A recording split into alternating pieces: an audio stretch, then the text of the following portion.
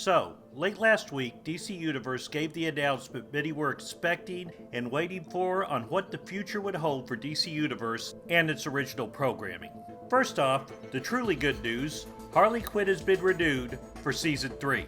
As had been more or less officially announced earlier, the third season of Harley Quinn will be on HBO Max exclusively and will not air on DC Universe. This also goes for future seasons of all DC Universe upcoming originals, which will be exclusively on HBO Max for reasons that we'll get into in a minute. It has not been announced how many episodes there will be of Season 3, or if they'll film together with Season 4 like they did with Seasons 1 and 2.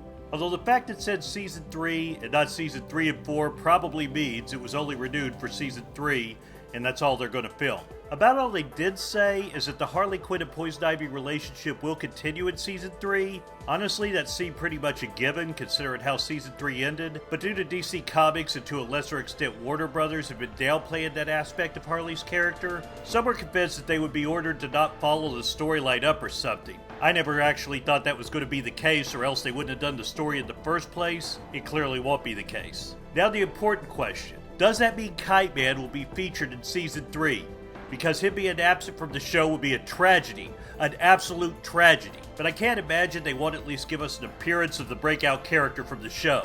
But with that limited but good news out of the way, we get to the bigger announcement this news came as part of, the future of DC Universe. As many speculated, DC Universe will be removing all the video content on January 21st of 2021 and become exclusively a digital comics service, and will be rebranded as DC Universe Infinite. I had hoped or believed some rumors that they might have kept some video content such as the older TV shows, but it will be a removal of all the video content as others have speculated. Although they did say the forums would continue as well as fan events, which I assume will be along the lines of the fan exclusive events they've been holding before the world caught on fire. Although who knows when those would resume if that's what they mean. It was also revealed in the forums that the news section, as well as the encyclopedia, would continue to be on DC Universe Infinite. Obviously, mileage would vary on how important those things are to you, but compared to the similar Marvel Unlimited that's more or less what DC Universe is going to become, that does include some additional stuff from what Marvel Unlimited had. So take that for whatever you feel it's worth. The DC Universe originals will be moved to HBO Max. Harley Quinn and Doom Patrol are already on HBO Max, but Young Justice, Titans, and Stargirl will also make their way to Max, as well as continue having new episodes, in Stargirl's case on the CW, although they will eventually go to HBO Max after the season airs, and the rest of which will be on HBO Max. And with the announcement of Harley Quinn's third season, all of these shows are confirmed to have at least one more season coming out. They did not specifically say if Swamp Thing and DC Universe All-Star Games, the two DC Universe shows that were canceled, or in the latter's case just never announced a new season. With Swamp Thing going to air Season 1 on the CW, I assume the first season will also be on Max at some point. Warner spent enough money on that show that reportedly they never made back, so I can't imagine them not getting whatever use out of it they can. DC Universe All-Star Games I'm a little less sure on. They did say all originals, but few count that show when they're talking about the DC Universe originals. And it doesn't really seem like something that would mesh well with HBO Max unless they just decide to bring all of the video content over, which there is some speculation, but I personally don't think they're going to bring everything over, just because way too many of that stuff is so obscure I can't imagine them wanting it to take up room on Max when so few people would watch it. But then again, every streaming service does have filler content, and I can't imagine anyone else would want to license All-Star Games, so they might decide to dump it on Max and see if anyone watches it, rather than just shelf it and do nothing with it. As for the future of the rest of the DC Universe video content, i.e. the older TV, movies, and shorts, that's less clear.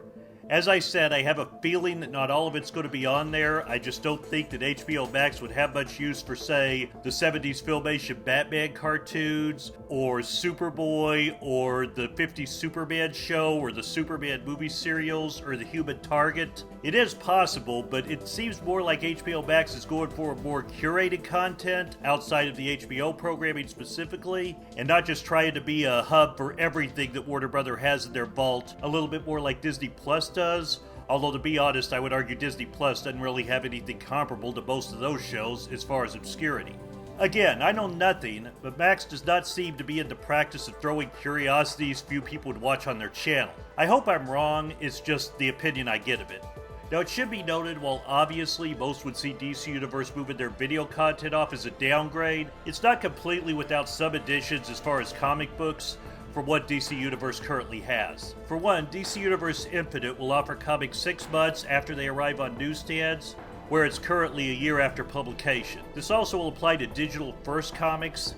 Graphic novels, which also have not been included on DC Universe currently, will be available on DC Universe Infinite. Although it should be noted from what they announced in the forums, I got the impression it might not be all graphic novels in the digital library, but they did clarify it wouldn't be, so maybe they will have everything, or maybe it'll just be select graphic novels. They'll also have Black Label comics, and in the forums, but not the press release, they did say other imprints, but I don't know if that means all of them or select imprint titles. I hope Vertigo is included finally, or rather all of Vertigo, rather than the few titles they currently have, because I so want to read Fables in its entirety.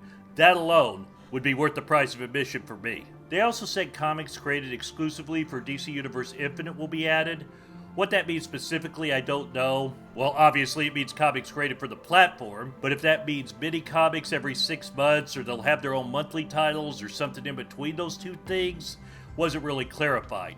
Nor if these titles will debut on DC Universe Infinite, but eventually be available elsewhere or not, much like current digital first comics.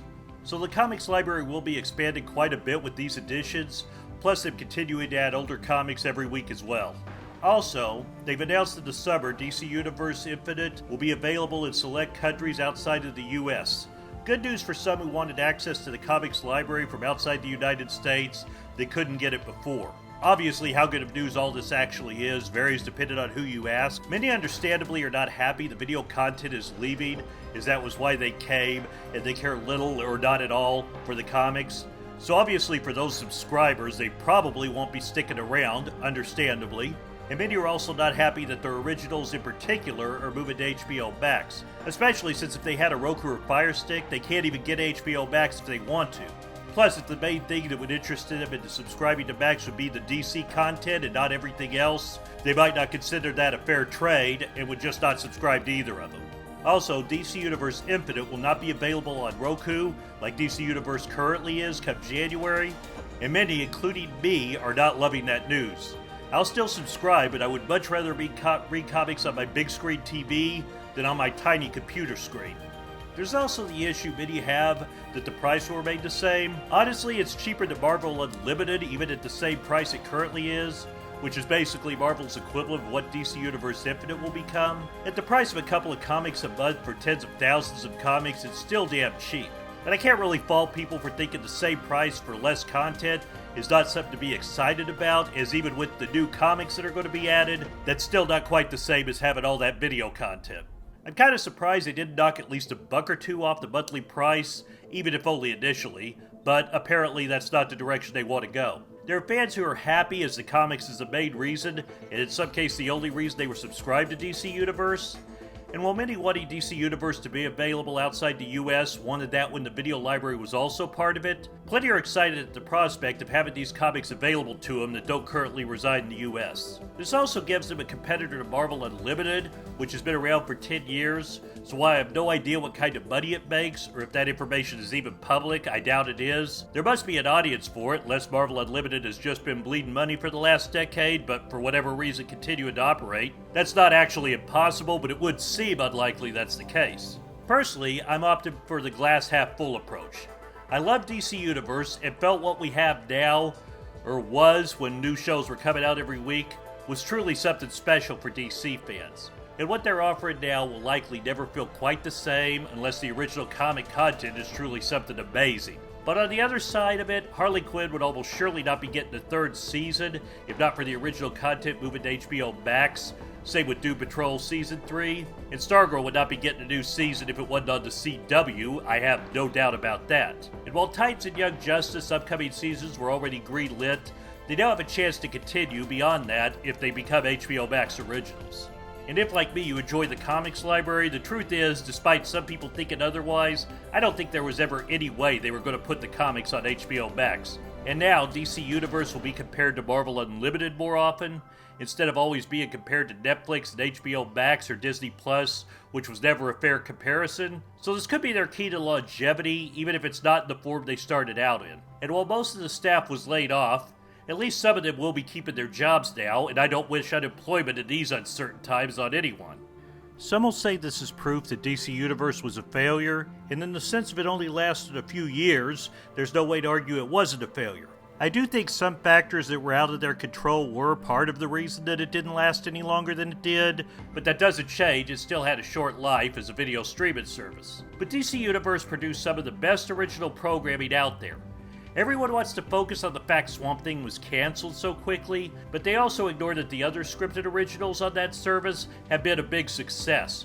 All of them, save Swamp Thing, are living on now on streaming services and networks that I could almost bet money these shows never would have been thought of, much less made, if not for DC Universe. And they're big parts of the plans moving forward for these services and networks. 5 out of 6 shows making it to at least 3 seasons, well, in Stargirl's case 2 seasons, but there's a good chance it'll at least make it to 3, is not a bad number, and frankly, Netflix wishes 5 out of 6 of their programs were as good a quality as DC Universe. One thing DC Universe showed they know how to do was make quality programming that would last even beyond their original lifespan. And the comics library went from 2,500 titles to becoming one of the most popular features of the channel and what ultimately looks like is going to save it. Because if they continue to keep their library of 2,500 rotated titles, not only would they have surely had even fewer subs than they currently do, but there's no way it would still be continuing, and we'd be talking about how DC Universe was dead completely. DC made something special with DC Universe. Sadly, it wasn't something that was made to last, but who knows? As a comic service, maybe they will in time redeem themselves. But either way, it was a fun ride while it lasted, and even if they didn't succeed as a video streaming service, I do feel DC fans are better for it having existed. Thanks for watching.